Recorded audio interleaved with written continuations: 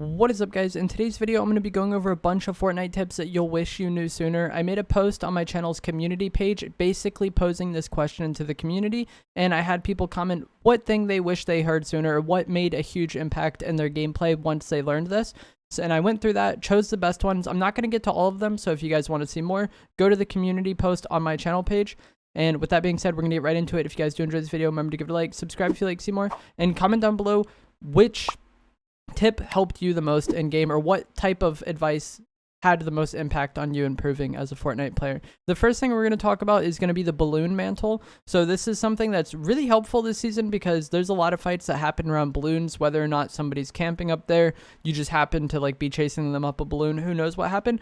It's really simple. I'm going to have some clips of it on screen now, and I have the controller overlay to show you what buttons I'm pressing.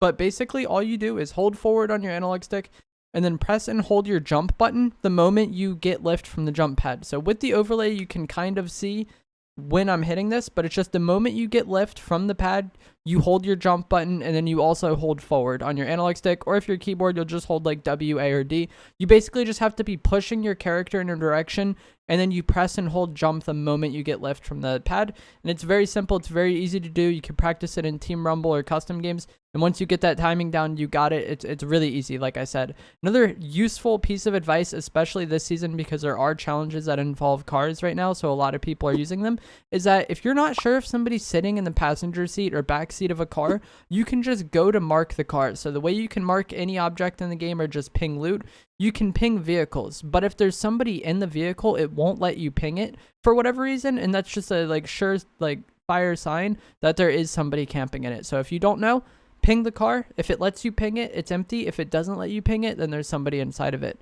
The next thing is one of the biggest pieces of advice in Fortnite that you can ever get, and that is going to be what you do after shooting your shotgun. This will be very situational, obviously, but in build mode, typically after you shoot your shotgun, you want to build. And because of the way turbo building works, especially on controller, the wall button is oftentimes the same as your fire button. So for me, I hit R2.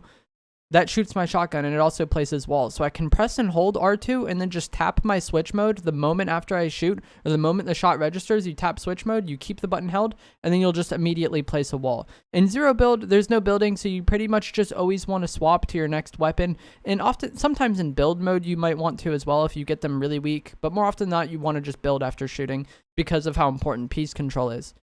But in zero build, you can't do that, so you're going to want to switch to your other weapon. The thing I feel like a lot of people mess up with this, though, is they shoot their shotgun and then they think they have to swap to their hammer AR or their SMG, and then they're just going to stick on that for the rest of the fight. And that's not what you want to do. You want to use that spray weapon basically just to fill the time between shotgun shots. So you want a shotgun, swap to your AR and spray a bit, swap back to your shotgun, and once you get that timing perfect, where you're only on your AR for as long as it takes for the shotgun to be fireable again, your DPS output in close range fights is going to be insane. And then the same thing I talked about with turbo building actually happens with these weapons as well. You can keep the fire button held the entire time as you're swapping back and forth between weapons, and the weapon will shoot the moment it's able to. Another huge piece of advice I know that helps a lot of people is that staying calm when fighting is one of the most important things. If you find that you're someone who panics in fights, it really isn't helping you. So try your best to stay calm in fights. And the biggest thing that can really help you with this is just getting comfortable fighting. The more you fight people, the less nervous you're going to be fighting. And also the better you're going to get at fighting. And getting better at fighting and not being nervous fighting are two things that are going to go a huge way in improving your performance in game. So I feel like the natural state of affairs for a lot of BRs when people are new and they're just starting out is that they really want to get a win. So they play really passive. But by doing this, they kind of get stuck in a playstyle where they're never really improving. It's not like you need to force every single fight, even if it's a bad fight, but try to be someone who takes more fights and forces the action more. You'll get better at fighting, and you won't be as nervous fighting, and those two things will be a huge influence in you winning more fights over time. Another thing that'll be a huge influence in your gameplay is using creative. I've talked about this in many videos, but creative, I think, is the single biggest tool that we have to improve in Fortnite. If you think about it like this, in a BR match, you land, you spend X amount of time looting, and then from there, you might spend a minute or two before your next fight. In creative, you can get in fights so much faster playing things like Coney Crossroads Deathmatch for zero build, the Pit for build mode, there's Zone Wars, free-for-alls, box fights. There's so many different creative mini games out there, as well as just building maps, edit maps, aim maps. there's an infinite number of resources for you to improve in creative, and I think this is the biggest impact that you can have on your gameplay. There's this misconception that you need to spend 8 hours a day in creative to improve. That's not true. Even 10 or 20 minutes a day will have large impacts on your gameplay, and I feel like this is the single biggest thing that can kind of make someone who's an average player an above average player, or someone who's an above average player a really good player. Personally, I really didn't see much improvement in my gameplay. I kind of improved over time as Fortnite came out. Until about chapter 2 or so, I didn't really play creative. But once I started playing creative consistently every day, that is when I started to see like lots of improvement in my gameplay, and I started to get better after like pretty much months of stagnation. So I would really recommend using creative.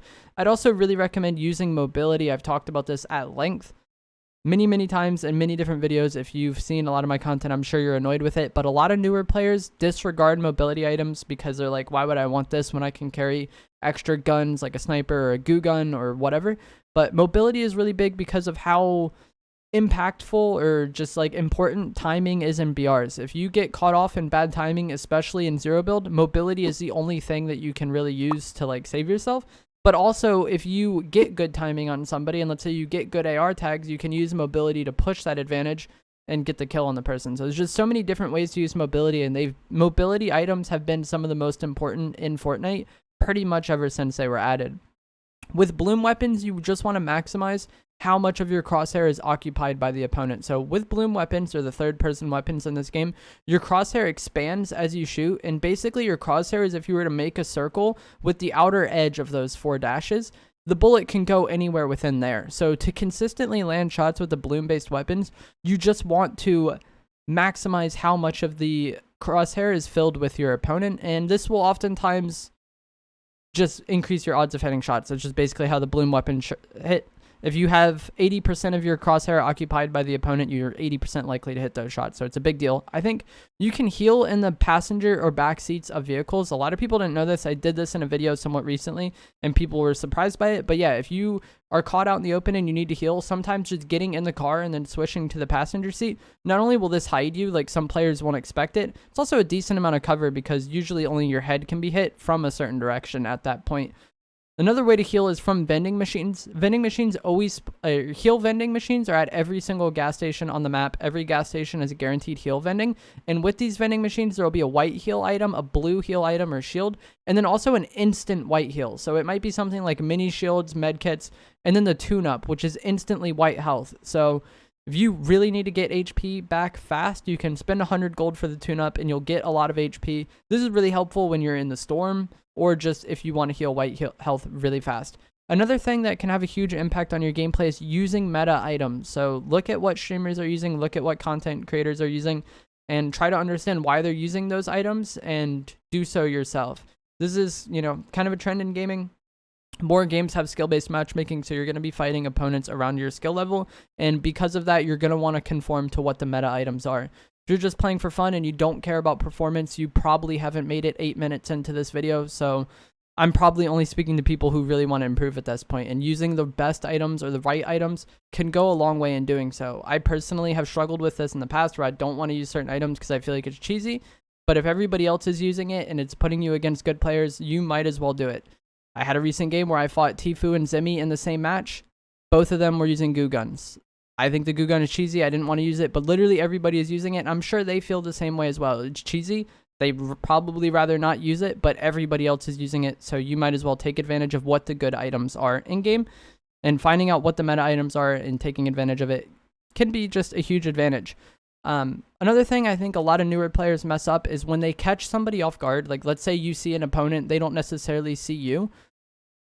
A lot of newer players will panic and they'll just shoot right away, but if this is the case, then they don't know you're there. Take your time and make sure you land good shots. Wait for first shot accuracy. Maybe wait until the opponent is stopped. If it looks like they're going to stop for something, if they're about to walk into like an open area where they're like farther away from cover and zero build, take advantage of the opponent not knowing where you are adequately. And this kind of goes into what I was talking about before about not panicking.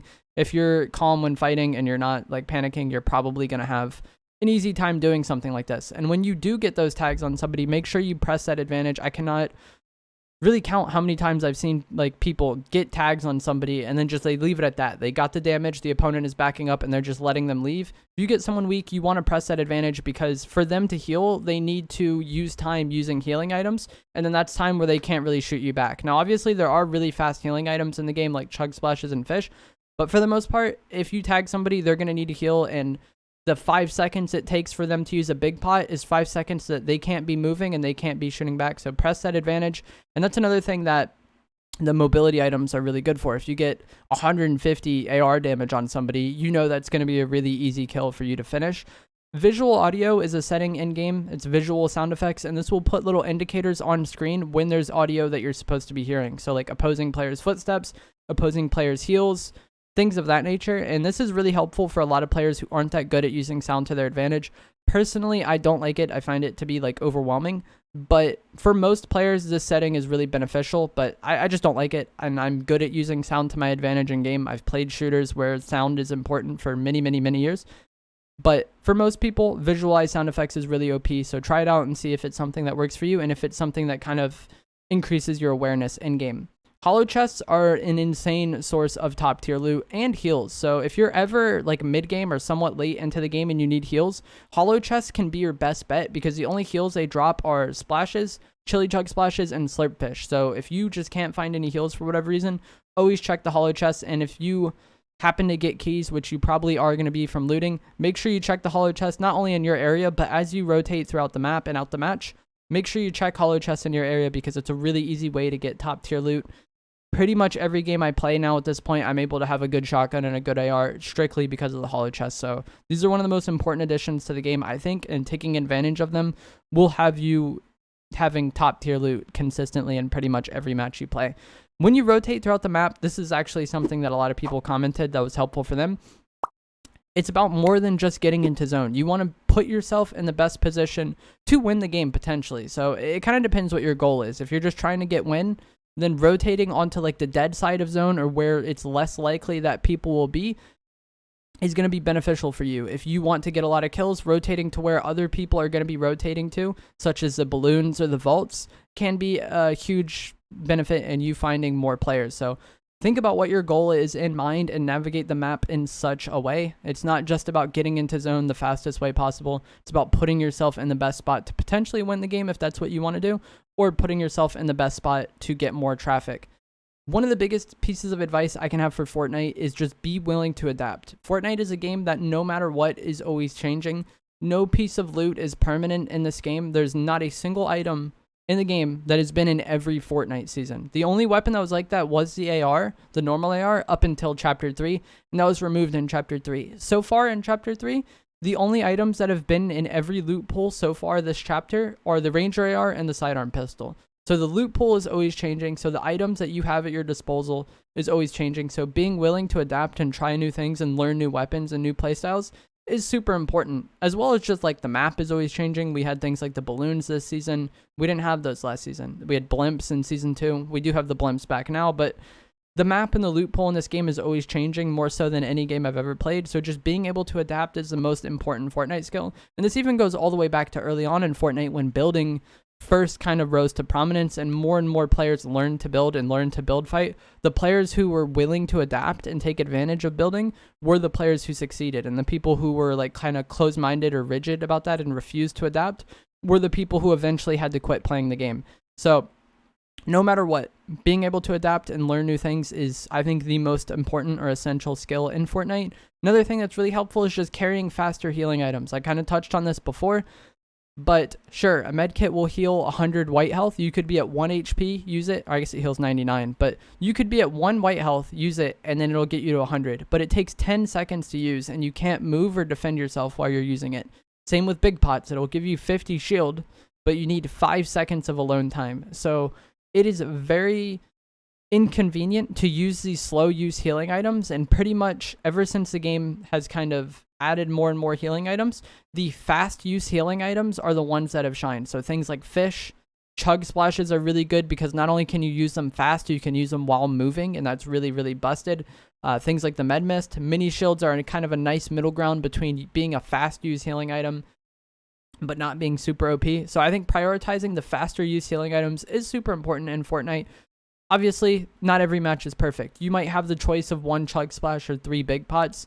And if that's the option, you probably want to carry the 3 big pots. But if you have the ability to prioritize the faster use healing items, because not only are these going to give you health faster, if somebody tags you, you'll be able to heal up before they get to you.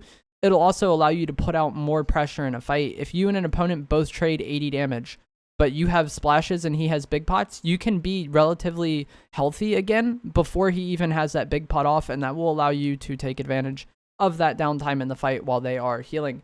Another super important Fortnite tactic that has been around forever is going to be right shoulder peeks. So the camera in this game is off center, and if you're behind a tree or something and you want to peek, sliding out to the right will have you expose less of your character to shoot than if you slid out to the left, and this applies to building as well. That's the number one goal in build fights is piece control and getting right shoulder peeks on the opponent. And not only do you need to keep this in mind for yourself, you need to know when you're fighting someone who has a right shoulder peek. So when you're fighting someone, it's kind of hard to keep track of this and like mirror where they are in your brain and like flip it. But knowing whether or not you're forcing your opponent into a left shoulder peek or a right shoulder peek is really beneficial, because if they have left shoulder peek, you have an advantage on them and you can use that to your advantage. And oftentimes that can be the difference maker, and what looks like a 50-50 fight is just one player navigating the fight in such a way where they always have right shoulder peek or their opponent always has left shoulder peek.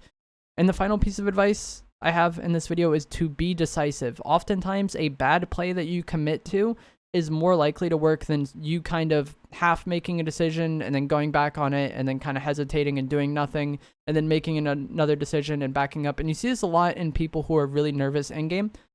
It's okay. Be okay with losing. Be okay with dying. Just make a play and commit to it. This doesn't always mean you have to do the dumbest thing imaginable, but when you start doing something, commit to it. And I feel like more often than not, a bad play that you commit to is better off than like kind of hesitating and accomplishing nothing. But that is going to be it for today's video. Hope you guys enjoyed it, found it helpful, informative. If you did, remember to give it a like, subscribe if you'd like to see more. Like I said, I got these from a community post I made asking the community what piece of advice they found helpful. So leave a comment below letting me know what you think the most important piece of advice has been for you in Fortnite. And if you want to get more information, that community post is on my channel. I'll see you guys in the next video. Thanks for watching.